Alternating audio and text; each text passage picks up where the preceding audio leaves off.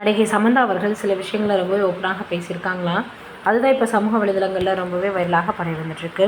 மிகப்பெரிய அளவில் ஒரு நல்ல நடிகராக அறியக்கூடியவங்க தான் நடிகை சமந்தா அவர்கள். சமந்தா விவாகரத்துக்கு பின்னாடி மன உளைச்சல் இல்லாமல் ரொம்பவே உச்சத்தில் இருக்கேன், விரக்தியில் இருந்து மீண்டெழுந்து வந்திருக்கிறேன் அப்படின்ற மாதிரி சொல்லியிருக்கிறாங்க. சமந்தா ரூத் பிரபு இனி எதுவும் யதார்த்தமற்றதாக தோன்றும் போது விரக்தியை நேரடியாக எதிர்கொள்வது அப்படின்றது ரொம்பவே நல்லதுன்னு யோசித்து பேசியிருக்கிறாரு.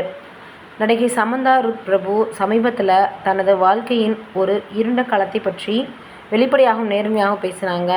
நாக சைதன்யாவுடனான விவாகரத்துக்கு பிந்தைய ஒரு வருடம் அவரை மன ரீதியாகவும் உணர்ச்சி ரீதியாகவும் எவ்வளவு ஆழமாக பாதிச்சிருக்கும் அப்படின்றத வெளிப்படுத்தியிருக்கிறாங்க.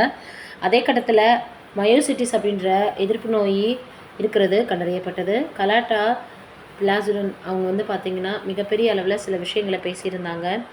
அவங்களுடைய வலியை குறித்து மதிப்பிடக்கூடாது, நேர்மறையால் அதை மறைக்கணும் அப்படின்னு முயற்சியும் செய்ய வேணாம். அதற்கு பதிலாக இனி எதுவும் அர்த்தமுள்ளதாக தெரிய வாய்ப்பு இருக்குது. விரக்தி நேரடியாக எதிர்கொள்வது என்பது சரியாக இருக்காது அப்படின்னு சொல்லியிருக்கிறாரு. நான் ஒருவதும் இனி என்னால் இதை செய்ய முடியாது அப்படின்னு நினச்சேன். எனக்கு மிக மோசமான எண்ணங்கள் வந்துச்சு.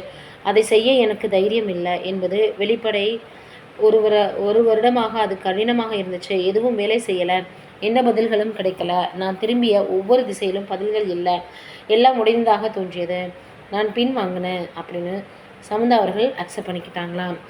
இதனால் இப்போ இவங்க பேசியிருக்கக்கூடிய இந்த விஷயம் சமூக வலைதளங்களில் வரலாக பரவி வந்துட்டுருக்கு. இது ஒரு பக்கம் இருக்கு. இந்த நிலையில் மணிரத்னம் அவர்களுடைய இயக்கத்தில் இப்போ தக் லைஃப் திரைப்படம் வெளியாகியிருக்குது. இந்த படத்தினுடைய இசை வெளியீட்டு விழாவில் கலந்துக்கிட்டு பிரபலங்கள் பேசுகிறாங்க. குறிப்பாக அதனுடைய நடிகர்கள் பேசியிருந்தாங்க. தக் லைஃப் திரைப்படம் சீக்கிரமே வெளியாக போகுதுன்னு எல்லோருக்கும் தெரியும். இந்த படத்தினுடைய ட்ரெய்லர் சற்றே இன்னும் அடங்கி பாடலை. அதாவது ட்ரெய்லரில் அபிராமிக்கு லிப் டு லிப் கிஸ் கொடுத்துருக்கிறாரு கமலஹாசன். மீன்விலை நாயகன் என அழைக்கப்படக்கூடிய கமலஹாசனுடைய படங்களில் முத்தக்காட்சிகள் இருக்கிறது புதுசு கிடையாது. ஆனால் 70 வயதுக்காரர் 42 வயது பெண்ணுக்கு முத்தம் கொடுப்பதா அப்படின்னு பலருமே கமலஹாசனை விமர்சித்து வந்துட்டுருக்காங்க. உங்கள் மகள் ஸ்ருதியை விட 2 வயது மூத்தவரான அபிராமிக்கு எப்படி சார் உங்களுக்கு உதட்டு முத்தம் கொடுக்க முடிந்தது? இந்த வயதில் லிப் டு லிப் முத்தம் எல்லாம் தேவையான தொடர்ந்து சமூக வலைதளங்களில் விளாசுறாங்க. இந்த நிலையில் முத்தக்காட்சி பற்றி அபிராமி விளக்கம் கொடுத்துருக்குறாங்க. தற்போது எல்லாம் இதுதான் அப்படின்னு இல்லாமல் எது வேண்டுமானாலும் சர்ச்சையாகுது. மணி சாரின் லாஜிக்கை நான் கேள்வி கேட்க மாட்டேன், அவரின் லாஜிக்கை அப்படியே ஏற்கிறேன். தக் லைஃப் படத்தில் எனக்கு ஸ்ட்ராங்கான அழகான கதாபாத்திரம் கொடுத்துருக்கிறார். ட்ரெய்லரில் வந்த முத்தக்காட்சி 3 வினாடி காட்சி. எதற்காக அந்த முத்தம் என்பதை படம் பார்க்கும்போது தெரிஞ்சுக்கலாம். அப்பொழுது உங்களுக்கு அது பெரிய விஷயமாக தெரியாது. முத்தக்காட்சி குறித்து இந்த அளவுக்கு பேசுவது தேவையில்லாத விஷயம்னு நான் நினைக்கிறேன். எந்த முடிவுக்கும் வரும் முன்பு படம் பாருங்கள், அப்போ தான் புரியும்னு இப்போ பார்த்திங்கன்னா அபிராமி அவர்கள் விளக்கம் கொடுத்துருக்குறாங்க. வயது வித்தியாசத்தை பெரிதாக சொல்லி விமர்சிப்பது ஏன் அப்படின்னு தெரியல. கமல் சார் படங்களில் முத்தக்காட்சிகள் இருக்கிறதுனால பேசுகிறீர்களோ என்னவோ. இதுவரை எந்த நடிகரும் நடிகையும் படத்தில் முத்தக்காட்சியில் நடிக்காமல் இல்லை.